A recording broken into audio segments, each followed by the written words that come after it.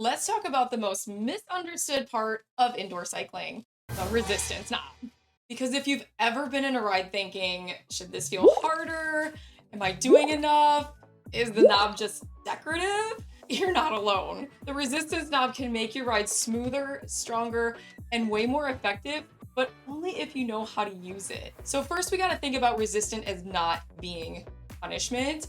It is not there to make you miserable. It is how we create control, power, and purpose on the bike. Too little resistance and you're bouncing around, your legs are flying, and your body is basically just surviving the chaos. Too much resistance and suddenly your legs feel like cement blocks and you cannot keep the rhythm. Your form breaks down and you're counting down the seconds like you're in a hostage situation. The goal is not as heavy as possible. The goal is the right resistance for the effort we are trying to create. And that's why I love using the RPE, or rate of perceived exertion scale. Think of it as a scale from 1 to 10. 1 or 2 is very easy. You could hold a full conversation while you're in a 1 to 2. 4 to 5 feels a little more steady. You're working, but you're in control still. 6 to 7 feels challenging. You can still talk, but you probably don't want to tell a whole story. And 8 to 9 is very hard, and you're only able to hold short phrases without needing to take a breath. And a 10 out of 10 is your maximum effort. We do not live there, we visit, we suffer briefly, and then we leave. But here's the part that people miss. Cadence and resistance work together. Cadence is how fast your legs are moving, and resistance is how much force you're pushing against. If the cadence is fast, the resistance usually needs to be a little lighter, but not so light that you're bouncing. If the cadence is slower, you usually need more resistance so the bike feels strong and controlled. So when I say add more resistance, I'm not saying destroy your soul. I'm saying give your legs something to push against. But on the other hand, your resistance might be too light if you feel your butt bouncing a lot in the saddle. If your hips are rocking all over the place and your legs feel out of control, you cannot stay with the beat of the music because your pedals are running away from you.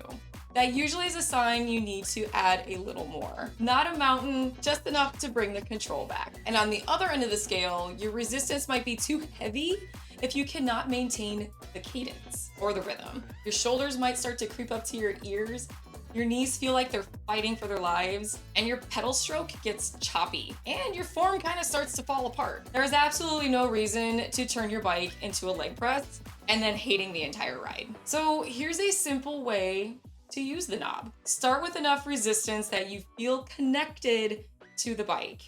Your legs should not be spinning freely, and then also ask yourself, can I control my pedal stroke?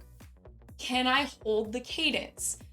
Can I breathe? And can I keep my upper body relaxed? If the answer is yes, you're probably in a good place. But if it feels too easy, add a little. If it feels impossible, take a little off. Small adjustments make a huge difference. You do not have to crank the knob like you're opening a pickle jar. The knob isn't random, it's not all or nothing, and it's definitely not there to make you feel like you're failing. Think of it as a tool. Use it to create control. Use it to build strength. Use it to match the effort of the ride. And remember, more resistance does not always mean better.